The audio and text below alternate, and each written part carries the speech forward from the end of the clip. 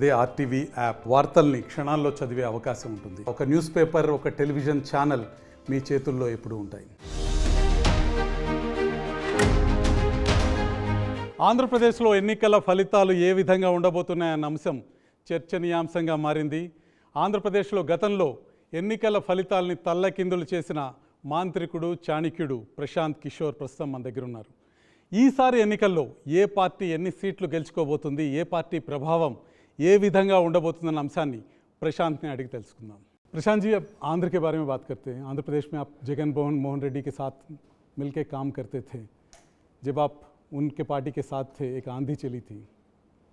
अब क्या माहौल दिखाई दे रहा है आंध्र प्रदेश में? नहीं, 2019 में जगन मोहन रेड्डी को वाईएसआरसीपी को बहुत बड़ी जीत मिली, वो तो हिस्ट्री में है, दर्ज है.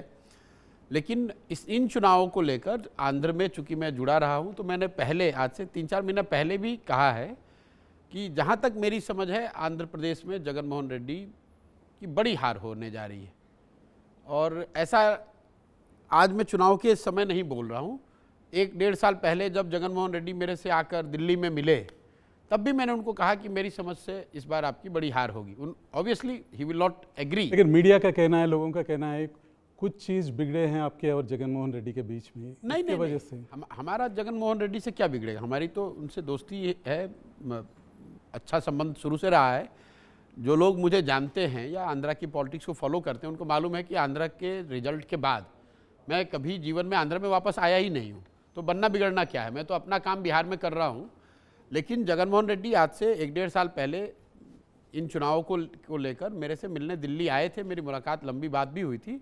मेरा अपना नज़रिया ये था कि जिस तरह से सरकार चली है, उनके लिए बहुत बड़ी चुनौती होगा इस बार चुनाव जीतना.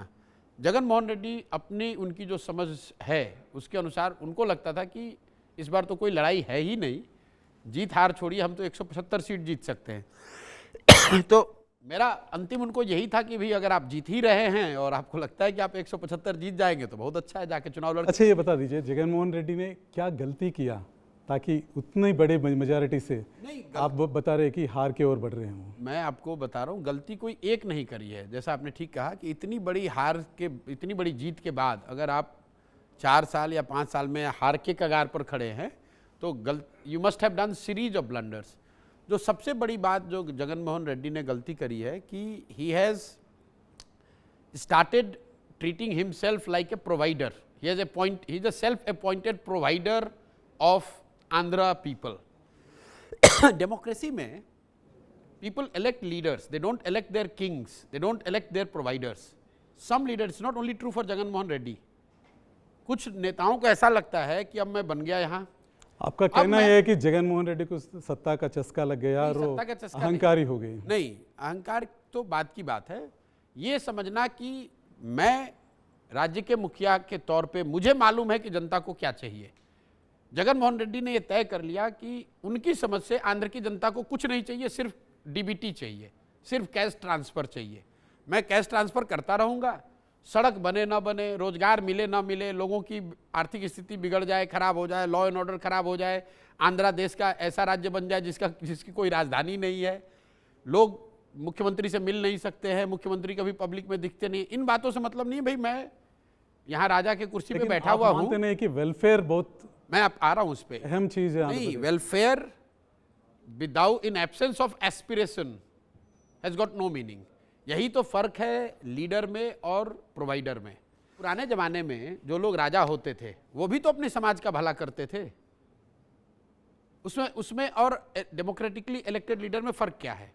डेमोक्रेटिकली इलेक्टेड लीडर का काम यह है कि जिसको वेलफेयर की जरूरत है उसको वेलफेयर दिया जाए, जिसको पढ़ाई की ज़रूरत है उसको पढ़ाई दिया जाए, जिसको जॉब की ज़रूरत है उसको जॉब देने का प्रयास किया जाए. समाज के एस्पिरेशन और इमीडिएट नीड, सर्वाइवल और राइट, दोनों को बैलेंस करके चलना है. जगन मोहन रेड्डी ने बस वन वे स्ट्रीट बना लिया कि मैं पैसा हर महीने वेलफेयर के नाम पर लोगों को बांटता रहूँगा और लोग मुझे जीवन भर वोट देते रहेंगे, चाहे मुझे कर्ज लेके देना पड़े, चाहे मैं काम करूं न करूं, चाहे भ्रष्टाचार हो रहा हो. जब तक भाई तुम्हारा 5,000 रुपये मिल रहा है, मेरे से सवाल मत पूछो. This is the attitude of a provider, not of a leader. And that is why Jagan Mohan Reddy will be shocked on 4th of June when the results will come, because he will learn it very hard way कि ऐसा नहीं है। मान लीजिए कि आप मिस्त्री का काम करते थे गाँव में कहीं, और आप काम करके 20,000 रुपये कमाते थे। अब वो काम बंद हो गया तो 20,000 का आपका नुकसान हो गया। बदले में सरकार आपको 6,000 रुपये ट्रांसफर कर रही है किसी स्कीम के नाम पे। Will you take it? जो व्यक्ति अपनी इकोनॉमिक एक्टिविटी से कुछ पैसा कमा रहा था, उसके साथ उसको कुछ वेलफेयर में मिल जाए तो अच्छा है। लेकिन अगर आपने कहा कि कुछ लोग बात करते हैं कि वाईएसआरसीपी ने एजुकेशन में बड़ा काम किया है, इंग्लिश मीडियम की बात करी। भाई इंग्लिश मीडियम, आपने मीडियम चेंज कर दिया, उससे स्कूल थोड़ी ना बदल गए, उससे अच्छे शिक्षक थोड़ी ना आ गए। आपने डिसेंट्रलाइजेशन के नाम पर वॉलंटियर्स की एक फौज खड़ी करी, लेकिन जो संवैधानिक व्यवस्था है, जो पंचायती राज की व्यवस्था है, उसको आपने सिरे से खत्म कर दिया। ये वॉलंटियर वाला आइडिया आपका नहीं है? नहीं, हम भाई सरकार में आप फिर मैं वही कहूँगा, आपने चुनाव जीतने के बाद, इंक्लूडिंग शपथ, मैं तो शपथ ग्रहण समारोह में भी नहीं आता हूँ, मैं तो आया ही नहीं हूँ। उनकी अपनी सोच है। जैसे मैं जो कह रहा हूँ कि डिसेंट्रलाइज, जैसे एक एग्जाम्पल के तौर पे आप देख लीजिए, डिसेंट्रलाइज गवर्नेंस का, सत्ता और संसाधन के विकेंद्रीकरण का एक संवैधानिक फ्रेमवर्क है पंचायत। पंचायत में चुने हुए रिप्रेजेंटेटिव, उनके माध्यम से आप सत्ता और संसाधन का डिसेंट्रलाइजेशन कर सकते हैं। आपने डिसेंट्रलाइजेशन का एक नया मॉडल खड़ा कर दिया। 2 लाख लोगों को वॉलंटियर के तौर पर, बेसिकली अपने पार्टी कार्यकर्ताओं को आपने सरकार में शामिल करा दिया। अब उन्हीं से आप सारा डिस्ट्रीब्यूट करा रहे हैं पैसा, या जो भी व्यवस्था है। जो संवैधानिक व्यवस्था थी, जो लोग चुनकर आए थे, सरपंच हैं, विलेज हेड हैं, वो कहाँ जाएंगे? उनकी भूमिका क्या होगी? पूरा तंत्र, मुख्यमंत्री, volunteer, DBT, that is it. तो आप उसका देख रहे हैं कि समाज का बड़ा वर्ग उससे बिल्कुल ना। और ये 3 कैपिटल वाला आइडिया आपका नहीं था क्या? भाई मैं कोई गवर्नेंस का आइडिया नहीं देता हूँ। मैं जब चुनाव लड़ाता हूँ तो जब लड़ाता था, अब तो मैंने काम ही छोड़ दिया वो, मैं इतना ही करता हूँ कि जो आपका मुख्य एजेंडा है उसको तय करते हैं। तो 9 रत्नालू के जो 9 प्रॉमिस हैं वो हमारे डिजाइन किए हुए हैं कि ये 9 चीज़ तो आप जरूर कीजिए। लेकिन that 9 point program is not be all and all है। ऐसा नहीं है कि ये 9 चीज़ कीजिए और बाकी सब चीज़ भूल जाइए। बाकी चीज़ तो सरकार में आप चुनकर आ रहे हैं, मुख्यमंत्री आप बने हैं, शपथ आपने ली है, कैबिनेट आपका है, देश राज्य की पूरा संसाधन आपके पास है। तो ये आपको तय करना है कि ये 9 प्रोमिसेस के साथ साथ राज्य का विकास कैसे होगा, राज्य के लोगों की भावनाओं का सम्मान कैसे होगा, और सबसे बड़ी बात है एक्सेस।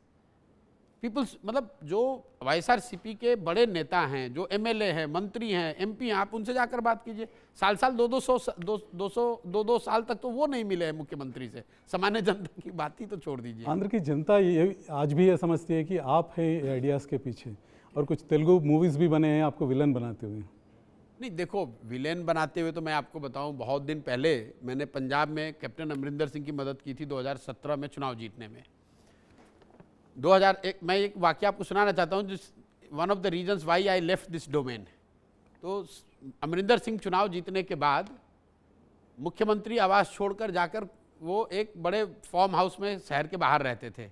वहाँ पर संविदा कॉन्ट्रेक्चुअल जो एम्प्लॉई हैं वो मुख्यमंत्री से मिलना चाहते थे, कोई एजिटेशन कर रहे थे। मुख्यमंत्री जब नहीं मिले तो वो लोग धरने पर बैठे और बाहर एक बोर्ड लगाया जिस पर लिखा हुआ था कि जो व्यक्ति भी हम लोग को मुख्यमंत्री से मिला देगा उसको हम लोग 1 लाख रुपए इनाम देंगे। तो विपक्ष के एक नेता ने टिप्पणी करी, एक ट्वीट किया कि भाई जो आदमी इन संविदा कॉन्ट्रेक्चुअल एम्प्लॉय को मुख्यमंत्री से मिला देगा उसको 1 लाख रुपए मिलेगा, लेकिन जो आदमी प्रशांत किशोर को पकड़ के वापस पंजाब में लाएगा उसको 10 लाख रुपया मिलेगा। क्योंकि चुनाव से पहले यही आदमी था जो कि कह रहा था हर घर कैप्टन, कॉफ़ी विद कैप्टन, और जब आज चुनाव हो गया, सरकार बन गई तो कहीं नहीं कैप्टन। तो उस नज़रिए से आप मुझे दोष दे सकते हैं कि मैंने उनके चुनाव जीतने में उनकी मदद की है, लेकिन वोट तो जनता ने ही दिया है ना। तो अगर मैं दोषी हूं तो वोट देने वाले भी दोषी हैं। आज वाईसीपी वाले अब वो जो दोष है उसको जनता सुधार लेगी। इसीलिए तो हर 5 साल पे चुनाव होता है, ताकि नेताओं को ये ध्यान रहे कि वादा खिलाफी करने का या अपने प्रोमिसेस को नहीं रखने का या taking people for granted has a price to pay, and Jagan will pay a very heavy price. आपका कहने का मतलब है जगन मोहन रेड्डी को और 5 साल इंतजार करने पड़ेगा फिर से सत्ता में आने के लिए? अब 5 साल करना पड़ेगा कि 10 साल, ये तो मैं जानता नहीं हूँ, लेकिन इस बार वो चुनाव तो हार गए। लेकिन वाईसीपी नेताओं का कहना है कि आप तेलुगु देशम से जुड़े हुए हैं, तेलुगु देशम के लिए काम कर रहे हैं, तेलुगु देशम के पैसे भी ले रहे हैं, इसलिए तेलुगु देशम के लिए बात कर रहे हैं। वाईसीपी, मैं तो पूरे देश के लिए बात कर रहा हूँ। वाईसीपी के नेताओं की क्या बिसात है, मेरे पे टिप्पणी क्या करेंगे वो? भाई, बंगाल और तमिलनाडु के चुनाव जीतने के बाद 2 मई 2021 को राष्ट्रीय समाचार चैनलों पर सामने आकर मैंने कहा कि मैं अब आईपैक जो हमारी व्यवस्था थी, इस काम को मैं छोड़ रहा हूं और आईपैक को छोड़ रहा हूं, मैं अपना काम बिहार करने जा रहा हूं। उसके बाद मैं 2 साल बिहार में पैदल चल रहा हूं, वो पब्लिक डोमेन में है। आईपैक का कोई भी कर्मचारी, कोई भी साथी, कोई भी ऑफिस ये बता दे, अगर मैंने आईपैक के किसी ऑफिस में पैर भी रखा हो 1 मिनट के लिए भी, आईपैक आज भी काम कर रहा है वाईएसआरसीपी के साथ, मुझे उससे क्या लेना देना है भाई? आज आप और चंद्रबाबू नायडू के बीच में कोई रिश्ता नहीं है, नहीं। तो चुनाव के समय में हैदराबाद में क्या कर रहे हैं? नहीं, मैं आपको बता रहा हूँ, चंद्रबाबू नायडू से मेरा रिश्ता जो है वो तो मैंने पब्लिकली आपको बताया कि बंगाल चुनाव जीतने के बाद हम लोग के कुछ कॉमन फ्रेंड्स ने आपस में मीटिंग कराई और मैंने उस समय उनको कहा कि भाई आप, मतलब जो 2019 में हुआ, मेरा कोई व्यक्तिगत आपसे झगड़ा नहीं है, वाईएसआरसीपी के साथ काम कर रहे थे, वो प्रोफेशनली जो काम करना था वो किया। इन चुनाव में मैं उनकी भी मदद नहीं कर रहा हूं और आपकी भी मदद नहीं करूंगा। बाकी रह गई बात, नेता जब मिलेंगे, अगर जगन मोहन रेड्डी भी आज आकर मिलेंगे मेरे से, तो बात तो लोग चुनाव और राजनीति की ही करेंगे। राहुल गांधी भी मिलेंगे तो वो भी बात करेंगे, यही बात करेंगे। चंद्रबाबू नायडू भी मिलेंगे तो वो भी चंद्रबाबू नायडू से जब बात करेंगे तो यही बात करेंगे, भाई चुनाव में क्या हो रहा है, राजनीति में क्या हो रहा है। लेकिन आप हैदराबाद में तो चंद्रबाबू नायडू चुनाव नहीं लड़ रहे हैं ना, चंद्रबाबू नायडू चुनाव लड़ रहे हैं आंध्र प्रदेश में। मुझे तो किसी ने आंध्र प्रदेश में नहीं देखा है, मैं तो आंध्र प्रदेश में नहीं गया हूँ। पिछली बार जब मैं वाईएसआरसीपी का अभियान यहाँ कर रहा था, उनकी मदद कर रहा था, तो पूरा आंध्र प्रदेश देख रहा था कि मैं क्या कर रहा हूँ सुबह से शाम तक। ठीक है, वो यहाँ के नेता हैं, अपना चुनाव लड़ें, देखें। 4 जून को पता चल जाएगा कि किसकी सलाह किसने मानी और किसने नहीं मानी और उसका खामियाजा क्या किसको बिता। और मुझे कोई उससे मतलब भी नहीं है। मैं तो आपने सवाल पूछा उस नज़रिए से बता रहा हूँ। मुझे इससे मतलब नहीं कि वाईएसआरसीपी जीते कि टीडीपी जीते। वाईएसआरसीपी चुनाव हार, आप जैसे पूरे देश के बारे में पूछ रहे हैं। अब शर्मिला फैक्टर के बारे में क्या सोच रहे हैं? वो कांग्रेस की अध्यक्ष बनी हैं, प्रदेश कांग्रेस के अध्यक्ष बनी हैं, और विजयम्मा जो वाईसीपी की पूर्व अध्यक्ष हैं, वो समर्थन कर रही है शर्मिला की, आज ही स्टेटमेंट दी। देखिए, उनका फैक्टर कहाँ तक रहेगा इलेक्शन में? शर्मिला जी का यहाँ चुनाव लड़ना, अपने भाई के लिए जो बातें वो कह रही हैं, ये दिखाता है कि how many people have felt let down by Jagan and his approach और his conduct in last 5 years। यही शर्मिला रेड्डी हैं जो 2019 में जगन मोहन रेड्डी वाईएसआरसीपी के लिए रात दिन मेहनत करके उनके लिए प्रचार किया था। अब जिनके अपने माँ, अपनी बहन उनके खिलाफ खड़े हैं, मैं और दूसरे लोग क्या उस पर टीका टिप्पणी करेंगे?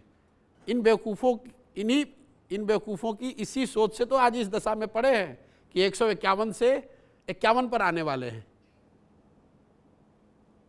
इनकी दशा 51 पे आ जाएंगे। मैं आपको बता दे रहा हूँ, इनकी दशा होगी पुनर्मुसिको भवः। जहाँ से 2019 में इनको शुरू किया था वहीं पे आ जाएंगे। अब श्राप दे रहे हैं जगन को? बिल्कुल आप नहीं, ये मेरा असेसमेंट है।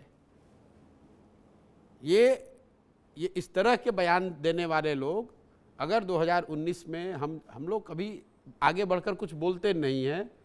मैंने हमेशा सामने से कहा है भाई कि हम लोग चुनाव कोई नहीं जिताते, चुनाव तो पार्टी जीतती है, नेता जीतते हैं, उनका प्रयास जीतता है। लेकिन 2019 में जिसने मदद करके आपको वहाँ पहुँचाया या आपके पहुँचाने में मदद की, कंधा लगाया, आप उसको गाली दे रहे हो, तो ये आपका कैरेक्टर दिखाता है। 5 बरस किसी की मदद से अगर कहीं पहुँच गए हैं तो एटलीस्ट बी ग्रेटफुल। गीता में एक बात कही गई है, there is no greater sin than being ungrateful. कृतज्ञता से बढ़कर कोई बड़ा अपराध है नहीं। और अगर आप अगर आप अनग्रेटफुल हैं, not only towards Prashant Kishor, towards your own family, towards your sister, towards your mother, towards your voters, towards your supporters, you will pay the price and you will see YSRCP is going to pay the price। आप दोनों manifesto देखे होंगे, YSRCP का और TDP? नहीं देखा है, मैं आपको ईमानदारी से बता रहा हूँ। मैंने मैनिफेस्टो ना उनका देखा है ना मैंने इनका। मुझे वेलफेयर किस तरह का भूमिका निभाने वाले हैं चुनाव में? देखिए वेलफेयर कंट्री लेवल पे मैं आपको बता रहा हूँ, विशुद्ध वेलफेयर के नाम पर आप चुनाव नहीं जीत सकते हैं। India is a welfare state, it is not being defined first time by a government in Andhra. Every state leader, every state government does the what they think is welfare. Modi ji 80 crore लोगों को अनाज खिला रहे हैं, मुफ्त का अनाज सो कॉल्ड दे रहे हैं, वो भी तो वेलफेयर है। दुनिया के इतिहास में शायद बहुत बड़ा वेलफेयर प्रोग्राम है। इसका मतलब है कि मोदी जी का विरोध नहीं होगा, इसका मतलब लोग मोदी जी के विरोध में वोट नहीं दे रहे हैं जिनको अनाज मिल रहा है। ये क्या लॉजिक हुआ भाई? वेलफेयर आप कोई अपने घर का पैसा थोड़ी ना दे रहे हैं। As a state you are the custodian of all the resources. As a state head people elect you to make use of that resource to create best opportunity, best future for the people, including taking care of immediate needs through the welfare means. It's not one versus other. और आंध्र में जो एक vote के लिए 3,000 से लेकर 12,000 रुपए तक दिया जा रहा है, उसका इफेक्ट, उसका इम्पैक्ट? देखिए मैंने ये बात किसी दूसरे एक टाउन हॉल में चेन्नई में कहा था कि सदर्न स्टेट्स में बहुत सारी अच्छी बातें हो रही हैं कंपेयर टू नॉर्दर्न स्टेट जहाँ से हम लोग आते हैं, बिहार में, यूपी में, मध्य प्रदेश, राजस्थान के मुकाबले आज आंध्र में, तेलंगाना में, तमिलनाडु में, कर्नाटक में शायद विकास बेहतर दिख रहा है। लेकिन एक चीज़ जो यहाँ बहुत खराबी है वो है ये वोट में पैसे का चलन। लोग यहाँ पर चाहे जितने समझदार हों, लेकिन एक ये जो पैटर्न बन गया है राजनीतिक दलों या नेताओं के द्वारा पैसा देना, हालांकि मैं मानता हूं कि पैसे से लोग वोट बेच नहीं रहे हैं, क्योंकि दोनों ही दल पैसा दे रहा है, फिर भी वोट तो एक ही किसी को ज़्यादा मिल रहा है, तो पैसे का उतना असर नहीं है। लेकिन it is one of the I would say major problems in the southern states. ये परेशानी इतनी ज़्यादा नॉर्दर्न स्टेट्स में नहीं है। दूसरी परेशानी वहाँ ज़्यादा हो सकती है, लेकिन ये जो पॉलिटिकल करप्शन, खासकर वोटर को चुनाव से पहले पैसा देने की जो बात है, ये नॉर्दर्न स्टेट्स में इतना नहीं है। सदर्न स्टेट्स में ये ज़्यादा, खासकर तमिलनाडु, कर्नाटक और आंध्र प्रदेश, तेलंगाना में हम लोग देख रहे हैं। प्रशांत जी, आंध्र के बारे में जो आपका एनालिसिस है उससे ये लगता है मुझे चंद्रबाबू के ऊपर पॉजिटिव वोट से ज़्यादा जगन के ऊपर जो नेगेटिविटी है वो चंद्रबाबू को मदद करने वाली है। आप ये कह सकते हैं कि मतलब जनता चंद्रबाबू नायडू को जिता रही है, वापस ला रही है, उससे ज़्यादा जनता जगन मोहन रेड्डी को सत्ता से हटा रही है और या हटाने के लिए उनको vote. Basically negative vote you talking about. ठीक, it's very difficult to quantify कि कितना नेगेटिव है कितना पॉजिटिव है, लेकिन broadly speaking it is more, in my assessment the vote is going to be against Jagan then for anybody. Thank you very much Prashant ji, आप studio आने के लिए, थैंक यू, राय बताने के लिए धन्यवाद। మరిన్ని వీడియోస్ కోసం ఛానల్ ని సబ్స్క్రైబ్ చేయండి, లేటెస్ట్ అప్డేట్స్ కోసం వాట్సాప్ ఛానల్ ని ఫాలో చేయండి అండ్ లింక్ డిస్క్రిప్షన్ లో ఉంది.